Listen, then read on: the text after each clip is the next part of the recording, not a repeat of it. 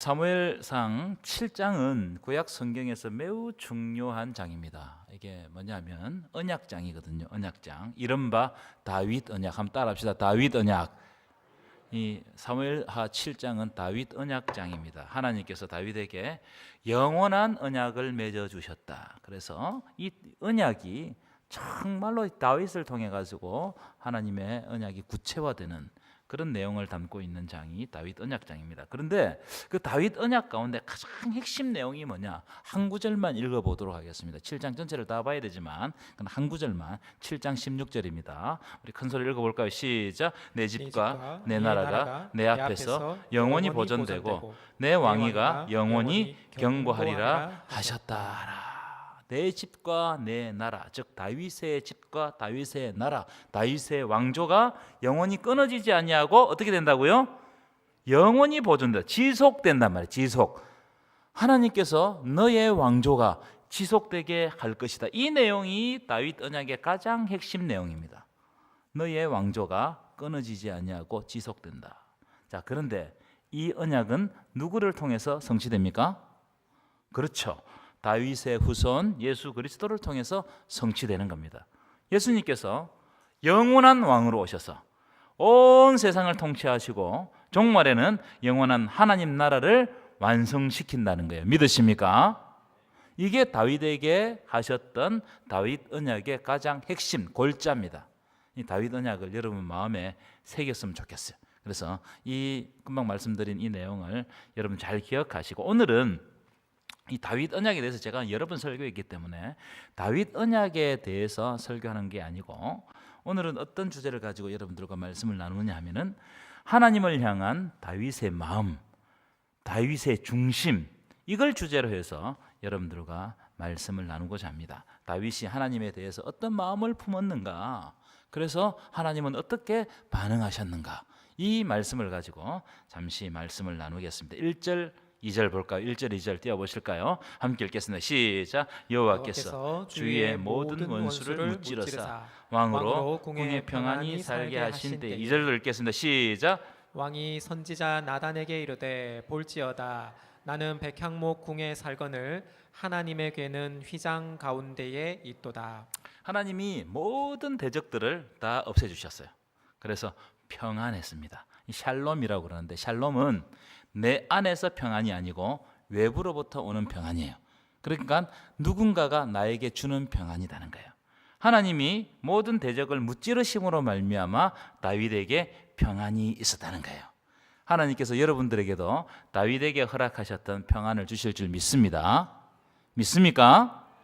자, 그런데 다윗의 이제 고민이 나오는데, 나는 가장 좋은 건축 재료로 지은 백향목궁에 거하거늘. 백향목궁은 아주 냄새가 좋고 이 건축 재료는 가장 완벽한 재료로 여겨지는, 그 당시 사람들 그렇게 여겼던 나무가 백향목입니다. 근데 나는 화려한 집, 이 백향목궁에 거하는데 하나님의 궤는 어디 있다고? 2절 다시 보여주십시오. 하나님의 궤는 휘장 가운데 있도다. 여기서 말하는 휘장은 성막을 상징하는 말입니다. 성막. 성막 안에 지성소와 성소를 나누는 기점이 휘장이죠, 그죠? 그 휘장인데, 그래서 이 지성소 안에는 언약궤를 두는 겁니다. 근데 오늘 여기에서는 휘장은 성막을 대표하는 말씀이에요. 성막을 대표하는 말인데, 여러분 성막은 언제 지었습니까? 언제 처음 만들었어요?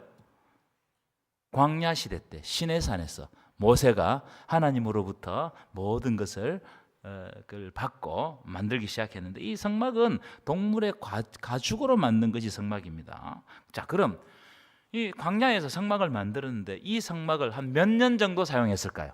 성막을 몇 년 정도 사용했을까요? 잘 모르겠죠.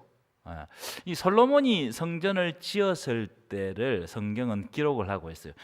열왕기상 6장에 보면 솔로몬이 성전을 짓기 시작한 때를 출애굽한 지 480년 되던 해에 성전 건축을 시작했다, 이렇게 기록을 하고 있거든요. 그러니까 그걸 조금 이렇게 계산해서 따져보면 오늘 본문은 솔로몬이 취임하기 훨씬 전이니까, 다윗이 통치하고 있을 때니까 학자들에 의하면 출애굽한 지 약 한 450년 전후가 되지 않았겠나, 이렇게 보는 겁니다. 그러니까 이 성막을 지금 오늘 이 기점으로 시작하면 몇 년 사용했다는 거예요? 450년을 사용한 거예요. 여러분, 성막은 동물의 가죽으로 만들었다고 했는데 동물의 가죽으로 만든 성막을 450년 동안 사용했으면 그 상태가 어떻게 되었겠어요? 한번 생각해 보십시다. 우리 교회가 지은 지 한 35년 되죠. 그죠? 근데 우리 교회도 점점 낡아가고 있죠. 그죠? 벽에 금도 가고 뭐 여러 가지 낡은 데도 있고, 얼마 전에 작년에는 이 호수가 터져 가지고 주일날 난리를 치고 그랬잖아요. 그죠? 그런데 여러분, 이 벽돌로 지은 건물도 그 정도 되면 낡아지는데 이 동물의 가죽으로 만든 성막이 450년 사용했으면 그 상태가 어떻게 되었겠어요? 형편없겠죠. 다 낡아 빠지고 부식되고 떨어지고 막 이랬을 겁니다. 그래서 다윗이 마음에 하나님 앞에서 약간 죄스러운 마음이 있었던 것 같아요. 자기는 하나님이 평안을 주셔가지고 모든 대적을 물리치고 백향목궁을 지어가지고 그 안에 평안하게 살고 있는데 하나님의 괴는 다 낡아빠진 성막 휘장 속에 거하고 있더라. 다윗이 그 장면을 보면서 다윗의 마음에 하나님에 대한 송구한 마음, 미안한 마음이 들었던 것 같아요. 예전에 제 아버지가 목회할 때도 그런 장면을 많이 봤습니다. 제 아버지가 사택을 먼저 고치시지요 이러니까는 안 된다는 거예요. 교회를 먼저 짓고 고치고 해야 사택을 고치지. 제가 그런 장면들을 많이 봤어요. 옛날 분들은 아마 이 하나님의 성전에 대한 애착이 아주 심했을 겁니다. 다윗도 마찬가지였다. 내가 어떻게 하나님의 궤보다 더 좋은 집에 살 수 있겠는가, 이런 마음을 다윗이 품었던 것 같습니다. 그래서 다윗이 하나님의 성전을 지으려고 했던 거예요. 여러분, 이런 장면을 보시면 하나님을 향한 다윗의 마음이 보여요, 안 보여요? 대답을 해보세요. 대답을 안 하시면 고개를 끄덕이시든지. 하나님을 향한 다윗의 마음이 보이시죠? 하나님을 사랑하는 마음, 하나님의 은혜에 보답하고자 하는 그 마음을 저는 발견했어요. 제가 성경 구절을 한 구절 찾았는데 시편 116편 12절 한번 볼까요? 우리 큰 소리를 읽어보겠습니다. 시작. 내게 주신 모든 은혜를 내가 여호와께 무엇으로 보답할까? 아멘이십니까? 이런 마음을 저와 여러분들이 품었으면 좋겠어요. 아마 이런 마음이 제가 생각할 때 다윗의 마음이 아니었나 추정할 수 있는 구절 아니겠습니까? 하나님이 나에게 너무너무 큰 은혜를 주셨는데 나는 그 은혜에 대해서 어떻게 보답할까? 여러분, 신앙의 초보, 다시 말하면 어린 아이의 단계는 하나님께 기도할 때 자꾸 달라고 합니다. 다고 합니다. 다고 주시옵소서. 이 기도가 가장 주된 기도예요. 기도하러 딱 오면은 뭘 주십시오. 여러분, 우리가 받을 게 많잖아요, 그죠? 그 주라는 기도가 최고 중심에 있어요. 무슨 말이냐? 내 필요에만 관심이 있는 거예요. 하나님의 뜻과 하나님의 나라에 대해서는 별 관심이 없어요. 기도할 때마다 뭘 달라고 하는 거예요. 그래서 사도 바울이 고린도 교회 편지를 쓰면서 이런 이야기를 해요. 고린도전서 3장 2절 보여주시면 내가 너희에게 저주로 먹이고 바보로 아니하였노니 이는 너희가 감당하지 못하기 때문이라는 거예요. 무슨 말씀이냐? 고린도 교회 성도들의 신앙이 초보고 어린 아이의 단계에 머물러 있기 때문에 사도 바울이 단단한 밥으로 먹이지 못하고, 이 밥은 우리나라 밥은 이렇게 좀 무르잖아요, 그죠? 그런데 그 당시 밥은 이 빵이잖아요, 빵. 이 단단한 빵을 먹었단 말이에요. 바게트 같은 빵으로 먹이지 못하고, 이를테면 이런 겁니다. 헌신에 대한 가르침이나 책망에 대한 설교를 못하는 겁니다. 그래서 먹기 쉬운 저주로 먹였다, 이를테면 축복에 대한 이야기를 많이 했다, 위로에 대한 이야기, 격려에 대한 이야기만 했다는 겁니다. 이렇게 되면 영적으로 성장할 수 있어요, 없어요? 없는 거예요. 저도 그런 걸 많이 느낍니다. 요즘 제가 하나님의 말씀에 기록된 대로 우리 교우들을 향해서 책망의 설교를 하려고 하면 제 마음에 상당한 부담이 있어요. 혹시 이 말씀을 듣고 가서 그 상처받고 시험 들면 어떡하나. 그래서 어떤 때는 그 말씀을 빼기도 합니다. 왜냐하면 듣는 분들이 이 믿음이 든든하지 못하니까 밥으로 먹일 수가 없어 저주로 먹여야 되는 경우가 있단 말이에요. 그러니까 우리의 신앙의 초보가 되면 자꾸 내 필요에 따라만 행동하게 되어 있어요. 그래서 여러분, 신앙의 초보자들은 내가 뭐가 필요한지를 민감하게 생각합니다. 내가 지금 나에게 뭐가 없냐, 이걸 민감하게 생각해요. 하지만 신앙의 성숙자들은 나의 필요에 민감한 게 아니고 하나님 나라와 그 뜻에 대해서 민감하게 반응해요. 그러니까 여러분, 내가 어디에 관점을 두고 있고 어디에 민감하게 반응하는지 이걸 잘 살펴볼 필요가 있어요. 그래서 아까 주셨던 앞에 말씀 띄워보실까요? 내게 주신 모든 은혜를 내가 하나님께 무엇으로 보답할지 묵상하고 기도하고 결단하라는 거예요. 여러분 아멘이세요? 이게 굉장히 중요한 내용입니다. 여러분에게 제가 물어보겠습니다. 여러분은 전자입니까? 아니면 후자입니까? 하나님 나라를 위해서 기도하십니까? 아니면 내 필요를 위해서 기도하십니까? 빈도가 어느 것이 더 많습니까? 자기 자신에게 물어봐야 되고, 그리고 내 기도, 지금 오늘 할 내 기도를 한번 점검해 볼 필요가 있어요. 내 기도가 어떤 기도를 하냐? 내 기도가 내 육신의 안일함이나 세속적인 것만을 위해서 거기에 중점을 두고 기도하는 것이 아닌지, 아니면 내 기도가 하나님 나라와 그 뜻을 위해서 기도하는지, 그걸 한번 살펴볼 필요가 있다는 거예요. 여러분, 기도가 변하면 우리의 영적인 삶도 변해요. 기도가 변하면, 기도가 내 육신, 내 필요에 대해서 집중되어 있으면 나는 어디에 가서 나의 구할 것을 구하겠습니까? 내 세상적인 것을 자꾸 구하는데 거기에 몰입할 수밖에 없어요. 그런데 내 기도가 하나님 나라를 향해서 바라보고 있으면 내 삶의 행동도 어디로 가 있겠어요? 하나님 나라를 바라보고 따라갈 수밖에 없는 거예요. 그래서 따라합시다. 기도가 변하면 우리의 영적인 삶도 변한다. 그래서 우리의 기도를 점검해 볼 필요가 있어요. 내가 어떤 기도를 하고 있는가? 저는 다윗이 나는 백향목궁에 사는데 하나님에게는 휘장 가운데 있도다, 이 말씀을 묵상하면서 어떤 생각을 했느냐면, 하나님이 다윗을 선택하실 때 무엇을 보셨는가? 과연 다윗을 선택하고 다윗을 왕으로 세우고자 하실 때 하나님은 도대체 다윗을 무엇을 보고 세웠는가? 이 장면이 딱 생각이 났어요.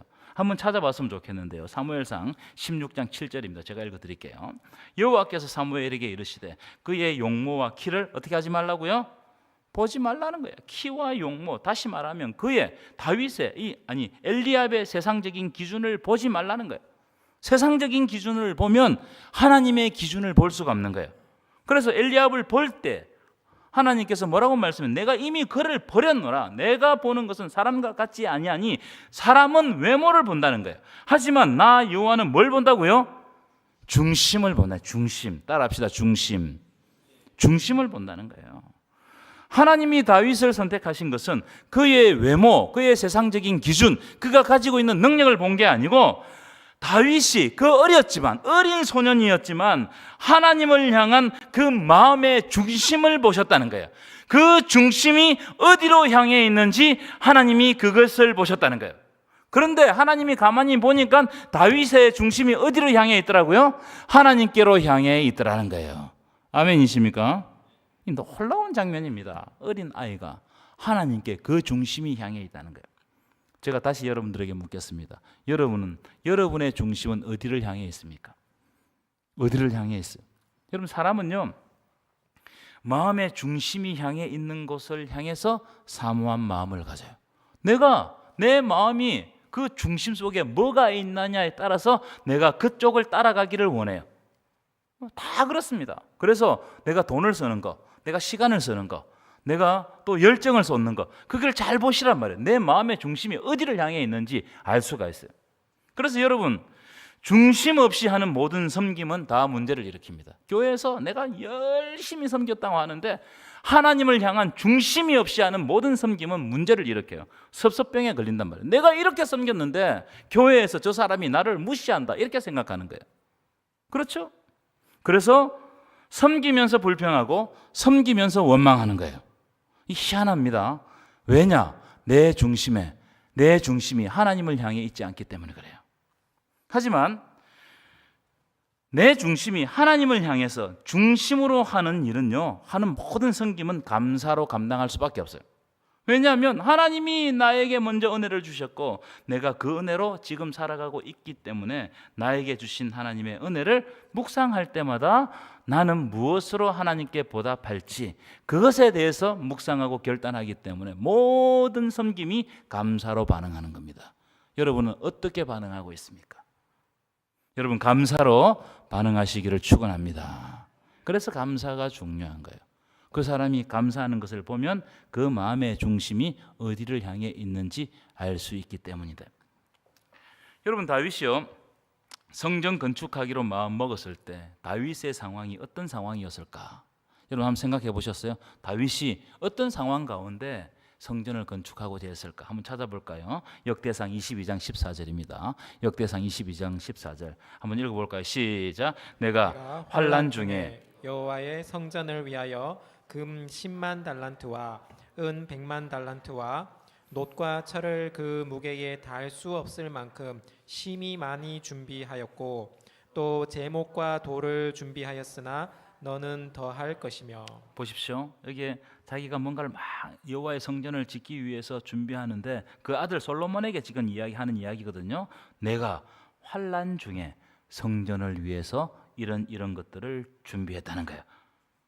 다윗이 평안하고 부유한 중에 성전을 위해서 준비한 게 아니고 내가 환난 중에 성전을 위해서 여러 가지를 준비했다는 거예요. 제가 이 장면을 딱 보면서 굉장히 깨달는 게 많았습니다. 왜냐하면 우리는 마음의 중심이 하나님께 향해 있다고 생각하면서도 내 상황에 따라서 달라져요. 여러분 그렇지 않습니까? 내 상황이 편하면 그래 뭐 편하니까 좀 섬기고, 그런데 나의 삶에 한 가지 어려움만 있어도 내 중심이 흔들립니다. 저는 그런 걸 많이 느꼈어요. 그런데 금방 읽었던 말씀 떼어주시면 내가 환난 중에 여호와의 성전을 위해서 준비했는데, 이 말이 무슨 말이냐면 다윗의 중심이 환난이 있어도 다윗의 중심이 하나님을 향해 있었다 이 말이에요. 이 놀라운 일입니다. 그래서 우리가 다윗을 약속의 사람이라고 부르는 거예요. 환난 중에서도 하나님의 성전을 위해서 헌신하는 겁니다. 여러분, 다윗의 마음, 하나님을 향한 중심이 보이시죠? 그래서 하나님은 그 마음을 받으시고 다윗에게 영원한 언약을 맺으시고 예수 그리스도를 통해서 그 언약을 성취하는 거예요. 다윗을 통해서, 예수 그리스도를 통해서 언약을 성취하는 겁니다.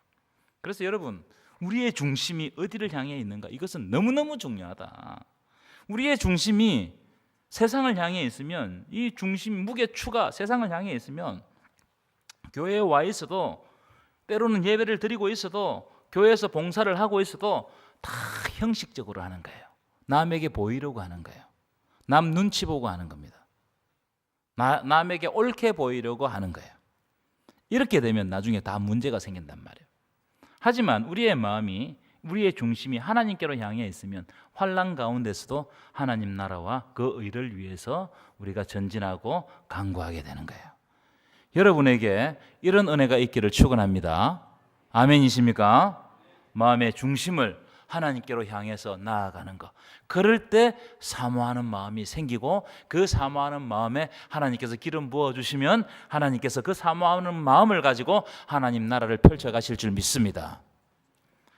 제가 이 부분을 묵상하다가 떠오르는 말씀이 있었는데 이사야 말씀을 우리가 한번 읽었으면 좋겠어요. 이사야 말씀, 이사야 1장 11절부터 15절 말씀인데요, 제가 한 절, 여러분들이 한 절 읽도록 하겠습니다. 제가 먼저 읽을게요. 여호와께서 말씀하시되 너희의 무수한 재물이 내게 무엇이 유익하뇨? 나는 순양의 번제와 살찐 짐승의 기름에 배불렀고 나는 수송아지나 어린 양이나 순염소의 피를 기뻐하지 아니하노라. 너희가 내 앞에 보이러 오니 이것을 누가 너희에게 요구하였느냐? 내 마당만 밟을 뿐이니라. 헛된 재물을 다시 가져오지 말라. 분향은 내가 가정이 여기는 바요 월삭과 안식일과 대회로 모이는 것도 그러하니 성회와 아울러 악을 행하는 것을 내가 견디지 못하겠노라. 내 마음이 너희의 월삭과 정한 절기를 싫어하나니 그것이 내게 무거운 짐이라. 내가 지기에 곤비하였느니라. 함께 읽겠습니다. 시작. 너희가 손을 펼 때에 내가 내 눈을 너희에게 가리고 너희가 많이 기도할지라도 내가 듣지 아니하리니 이는 너희의 손에 피가 가득함이라. 여러분, 이 말씀을 딱 읽을 때 마음이 막 뜨끔하지 않습니까? 저를 보고 하시는 말씀 같아요. 하나님은 이스라엘 백성들이 가져오는 재물을 기뻐하지 않는다는 거예요. 충격적이지 않습니까? 우리는 그냥 예배만 드리면 하나님이 기뻐 받으신다고 생각하는데 아니라는 거예요. 너희가 내 앞에 보이려 오니 이것을 누가 너희에게 요구하였느냐? 내 마당만 밟을 뿐이라. 혹시 우리가 마당 밟고 그냥 가는 게 아닙니까? 형식적으로 왔다 갔다 하고 중심이 없이 하나님에 대한 사모함이 없이 그냥 왔다 가는 거 아니냐는 거예요. 말씀을 들어도 들리는 게 없어요. 왜냐하면 내 중심이 여기에 있지 않고 하나님의 말씀에 있지 않고 세상 가운데 있으니까 말씀이 안 들리는 거예요. 오늘 그렇지 않냐는 거예요. 마당만 밟고 가지 않느냐. 하나님 이렇게 말씀하십니다. 내 마음이, 하나님의 마음이 우리의 월삭과 정한 절기를 싫어한다. 너희들이 드리는 주일 예배, 주일 오후 예배, 찬양 예배, 금요 기도회, 수요 예배, 이걸 받는 걸 싫어한다는 거예요. 그것이 내게 무거운 짐이라 내가 지기에 곤비하다. 너희들이 하나님의 이름으로 예배 드리는 이것을 내가 싫어한다는 거예요. 혹시 우리의 예배가 하나님이 싫어하시는 예배가 아니냔 말이에요. 왜 싫어합니까? 왜 싫어하는 거예요? 이스라엘 백성들의 마음의 중심이 하나님께로 향해 있지 않기 때문이에요. 그저 월삭 정한 절기 되면 그때 그냥 와서 하는 거니까 한 거예요.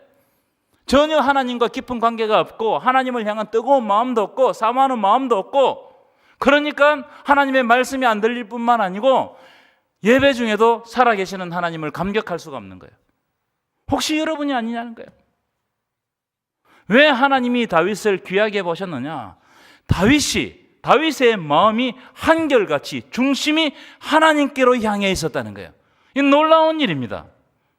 그래서 다윗은 하나님이 뭘 원하시는지, 하나님께서 나를 통해서 이 시대에 뭘 요구하시는지 아는 거예요. 그러니까 이 다윗의 중심을 통해서 하나님 나라가 그 당시에 펼쳐지는 겁니다.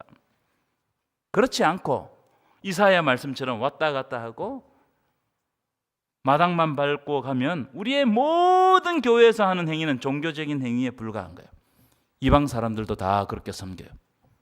하나님을 우상을 만드는 거예요. 하나님을 우상으로. 여러분 이게 성립이 안 되잖아요. 그죠? 그런데 우리가 하나님을 우상으로 만들 때가 너무너무 많아요. 그래서 제가 여러분들에게 제안합니다. 다윗과 같이 항상 마음을 새롭게 하시기를 축원합니다. 중심을 하나님께로 향해 있으시기를 축원합니다. 우리의 중심이 하나님을 향해 있으면 하나님의 뜻이 우리의 삶을 통해서 펼쳐지는 겁니다. 여러분 기대되지 않습니까? 내가 사는 그 자리에 하나님 나라가 펼쳐진다는 거 너무나 놀라운 일이지 않습니까? 어떨 때? 우리의 중심이 하나님께로 향해 있을 때. 여러분 중심이 하나님께로 향해 있으시기를 간절히 축원합니다. 두 번째 주제인데, 하나님은 다윗이 하나님을 위하여서 성전 건축하고자 하는 그 중심을 받으셨어요. 그런데 참 오늘 이 장면이 참 재미난 장면인데, 하나님은 성전 건축하고자 하는 다윗의 마음을 받으셨는데 하나님은 성전 건축하기를 좋아하지 않으셨어요. 그게 오늘 본문에 기록되어 있어요. 근데 제가 이 장면을 참 재미있다고 생각했어요. 자, 5절부터 7절 말씀인데 여러분 5절부터 7절 말씀 한번 읽어보도록 하겠습니다. 5절부터 읽겠습니다. 시작.